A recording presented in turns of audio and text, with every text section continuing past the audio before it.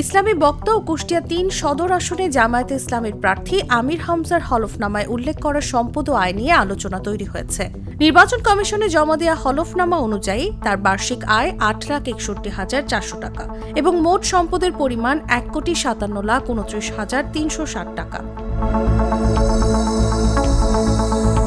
হলফনামায় আমির হামজা পেশা হিসেবে কাপড় ও বইয়ের ব্যবসার কথা উল্লেখ করেন। তবে ইসলামী বক্তা হিসেবে ওয়াজ মাহফিল ও ধর্মীয় অনুষ্ঠানে অংশগ্রহণ কিংবা আকিজ গ্রুপে খতিব হিসেবে চাকরি থেকে প্রাপ্ত আয়ের আলাদা কোনো হিসেব সেখানে দেয়া নেই।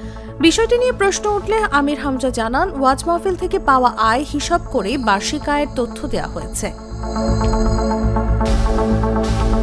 তিনি বলেন, আকিজ গ্রুপের সঙ্গে তার চুক্তিভিত্তিক খতিবের দায়িত্ব রয়েছে। তার দাবি অনুযায়ী আকিজ গ্রুপ তার পরিবারের ব্যয় বহন করে এবং এর বিনিময়ে তিনি মাহফিল থেকে প্রাপ্ত অর্থ প্রতিষ্ঠানটির পরিচালিত মাদ্রাসা এবং এতিমখানায় দান করেন। হলফনামায় 10 ভরি সোনার গহনার তথ্য থাকলেও সেগুলো উপহার হিসেবে পাওয়া বলে উল্লেখ করা হয়েছে। আমির হামজার ভাষ্য, বিয়ের সময় দেনমোহর পরিশোধের পর নতুন করে কোনো গহনা কেনা হয়নি।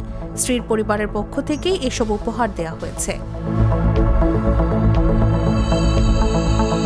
তার মালিকানায় থাকা 25 লাখ টাকা মূল্যের একটি গাড়ির কথাও হলফনামায় রয়েছে। পরে তিনি জানান, সেটি 5 বছরের পুরনো টয়োটা নোয়া গাড়ি, যা তিনি সেকেন্ড হ্যান্ড হিসেবে কিনেছেন।